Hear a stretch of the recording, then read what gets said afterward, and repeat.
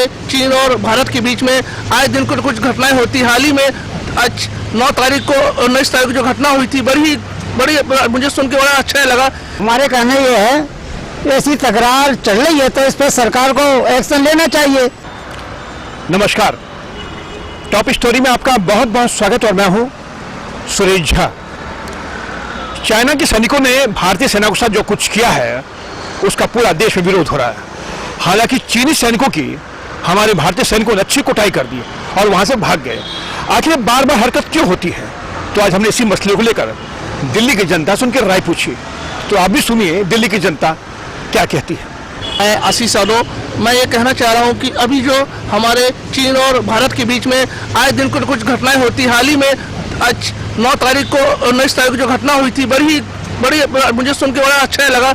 मैं चाहता हूँ कि दोनों देश मिलकर आपस में दोनों विदेश मंत्री आपस में मिलकर ये डिस्कस करें, कहें, सोचे समझे। अगर युद्ध होता है तो इसमें दोनों ही देश को आर्थिक स्थिति होगी। मैं तो चाहता हूँ कि दोनों देश के विदेश मंत्री आपस में मिलकर ये डिसाइड कर ले कि हमारा एरिया कौन सा होना चाहिए। अगर एरिया डिसाइड हो जाएगा तो हमेशा के लिए मतलब जो अपने गतिविधियां हो रही हैं कि कभी इंडिया चाइना आके कर रहा है, फिर आपस में हम लड़ रहे हैं और फिर मीडिया में बातें आती हैं, तो बड़ा अच्छा नहीं लगता है। दोनों देश के लिए लोग दूसरे देश चर्चा का विषय बनता है। और मैं चाहता हूँ, मैं दोनों देश से ही अनुरोध करना चाहता हूँ कि आप लोग ऐसा कुछ कार्य करें जिससे दोनों देश का भला हो। ना कुछ ऐसा कार्य ना हो कि दोनों देश के सैनिक आपस में, क्योंकि उनके सैनिक भी उनके सैनिक हैं, हमारे देश के सैनिक तो महान है। और मैं अपने देश के रक्षा मंत्री और मैं अपने देश के सैनिकों का बहुत ही शुक्रिया करता हूं कि उन्होंने चाइना से हर कदम हर समय पे डट के मुकाबला किया है।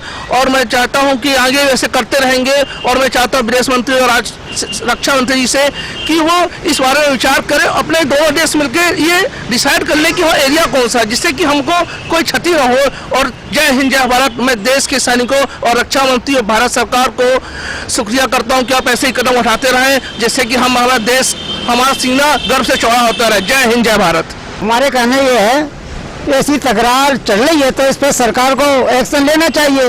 क्योंकि हम चाहते हैं कि हमारा कोई फौजी जवान वहाँ जाकर शहीद ना हो, मरे नहीं, ताकि उसका परिवार भी बर्बाद ना हो। और हमारे बड़े बड़े नेता सिर्फ भाषण कर रहे हैं बस, और आपसे में सुधार नहीं कर रहे, ना आपसी में कोई भी पार्टी बैठकर इसकी मीटिंग नहीं कर रही ताकि एकता बने। नहीं, बस देश को बर्बाद करने में लगे हो, किसी का भला नहीं हो रहा।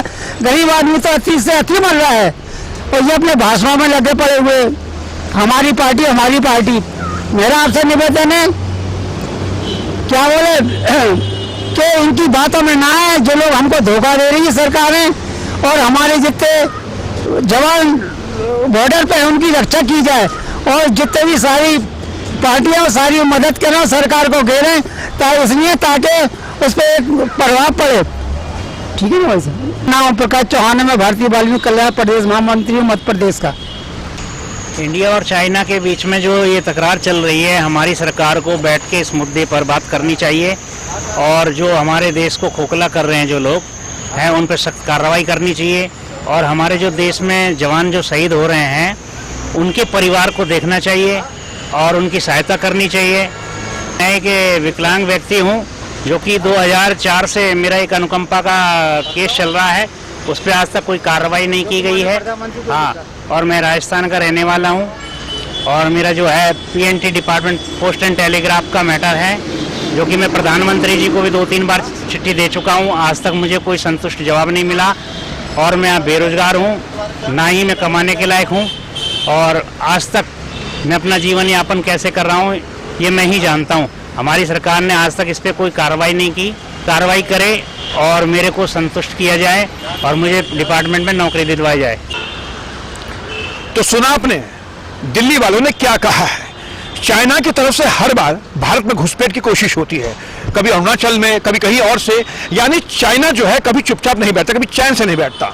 लेकिन जब भी वो घुसपैठ की कोशिश करता है तो हमारे जवान उसका मुंह तोड़ जवाब देते हैं।